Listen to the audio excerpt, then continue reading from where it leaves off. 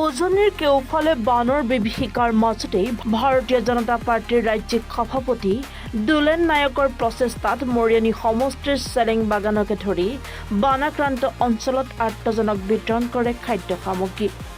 বানপীড়িত পৰিয়ালসমূহৰ মাজত খাদ্য সামগ্ৰী বিতৰণ কৰাৰ লগতে পৰিস্থিতিৰ বুজ লয় চাহ জনগোষ্ঠীৰ ৰাজ্যিক সভাপতিগৰাকী।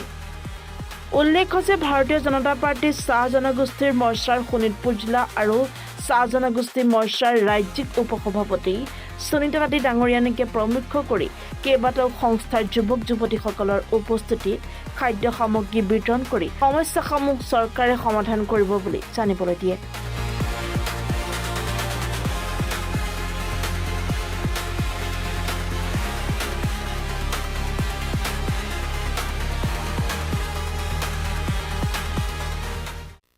এইবাৰ যিটো বান আহিছে এই বানটো মানে এটা প্ৰলয়ংকৰী এটা বান আৰু সেইটো আমি মানে হঠাৎ আহি পৰিছে আৰু অসমৰ মুখ্যমন্ত্ৰী যথেষ্টভাৱে তেখেতসকলে তৎপৰতাৰে কাম কৰিছে।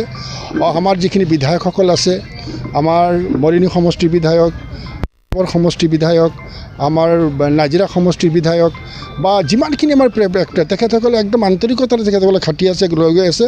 আৰু আমিও গম পাইছোঁ ক'ৰবাত আমি পাইছোঁ, আমি আপোনালোকৰ জনপ্ৰিয় চেনেলত আমি গম পাইছোঁ যে কোনোবা এফেক্টেড হৈছে। গতিকে সেইখিনিকো আমাৰ যাতে দিব পৰা ব্যৱস্থা কৰি আমাৰ চাহ জনগোষ্ঠী মৰ্চা, বিজেপিৰ কাৰ্যকৰ্তাসকল আৰু আমাৰ NGO যিবিলাক আছে, আমাৰ NGO আছে, আমাৰ এইটো বাইদেউ আছে বিশ্বনাথৰ পৰা আহিছে, জিলা পৰিষদৰ তেওঁ চেয়াৰমেন আৰু লগতে আমাৰ ভাইচ প্ৰেচিডেণ্ট চাহ মৰ্চাৰ তেখেতসকলো আহিছে। আমাৰ গোপী নাইডু জেনেৰেল ছেক্ৰেটাৰী আহিছে, হলেন পাত্ৰাক আহিছে।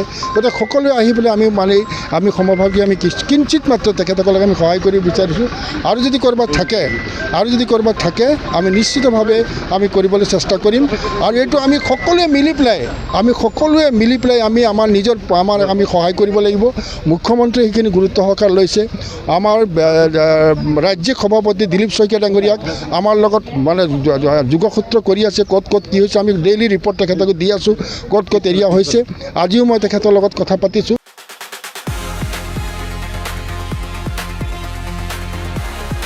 টিয়কৰ পৰা বিৰাজ বৰাৰ ৰিপৰ্ট, এনি ভাৰত 24।